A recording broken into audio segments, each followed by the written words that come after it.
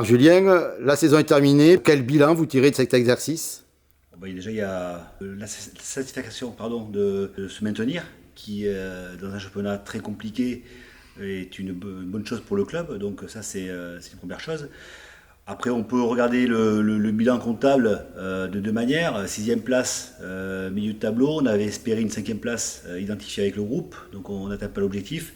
Et après, là où c'est un peu plus peut-être moins clinquant, c'est le fait d'être très loin du troisième en termes de points. Ça, c'est un petit peu une déception de terminer aussi loin de la troisième équipe. La fin de saison a été plus difficile. Une fin de saison non pas forcément plus compliquée. On a progressé dans le jeu. Les résultats n'étaient pas au rendez-vous, donc c'est ça qui était un petit peu décevant. Mais le groupe a progressé après une petite baisse de régime à la fin de l'hiver.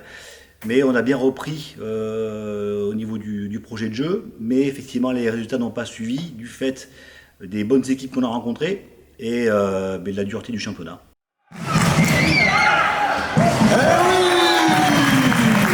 On se rend compte que Bergerac qui fait match nul contre Le Havre, nous on est allé battre Le Havre au Havre, le Cousin qui bat Nantes. Donc quand on regarde un petit peu tous ces résultats, toutes les bonnes performances qu'on a pu réaliser, que ce soit à domicile ou à l'extérieur, il faut être convaincu que c'était une bonne chose et être fier de ce qu'on a fait quand même. Fier de ce qu'on a fait, Julien, quelque chose à rajouter là-dessus? Non, je rejoins Marco. Et puis dès qu'on arrive en deuxième phase, de toute manière, le championnat est assez particulier parce qu'il y a des équipes qui se battent vraiment pour leur maintien de manière plus prononcée qu'en première phase et des équipes qui se battent pour le haut du classement. Donc les résultats sont pas particulièrement surprenants et le championnat a été plus dense cette année. Je le rejoins Marco et assez content dans l'ensemble de la saison qu'on a vécue, avec des blessures, avec des moments compliqués et du fait que les filles se soient accrochées tout au long de l'année. Une équipe qui, par rapport à ce que vous avez annoncé, ne change pas beaucoup. Oui, on a plutôt eu la volonté de garder un groupe stable et de remplacer de manière qualitative les départs ou les arrêts. On va avoir 3 arrivées, une joueuse qui n'a pas encore été annoncée mais qui va être annoncée prochainement, et l'intégration de jeunes joueuses issues de l'équipe réserve qui vont venir combler l'effectif. L'idée était de garder de la stabilité dans le collectif qui a quand même bien fonctionné malgré la saison marquée par les blessures. Vous avez annoncé aussi que Julien, tu devenais l'entraîneur numéro 1 et Marc, directeur technique. Qu'est-ce que ça veut dire exactement par rapport au travail au quotidien? En ce qui me concerne, ça va être plus dans la structuration et le développement de l'activité du club. Donc ça, c'est des choses sur lesquelles il nous faut une personne qui soit plutôt dédiée à cette tâche-là. Donc c'est tout ce qui gérait, tout ce qui va de l'événementiel à la structuration du sportif dans le club.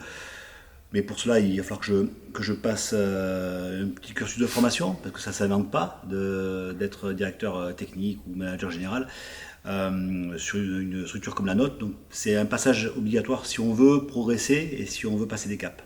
Garçons et filles, tu vas chapeauter les... Alors sur le club, effectivement, de manière générale, plus porté quand même sur l'association de la filière filles et notamment de la D2, la rendre un peu plus visible, être un peu plus dans cette perspective-là. Mais effectivement, je serai attentif aussi à ce qui se passe avec les garçons.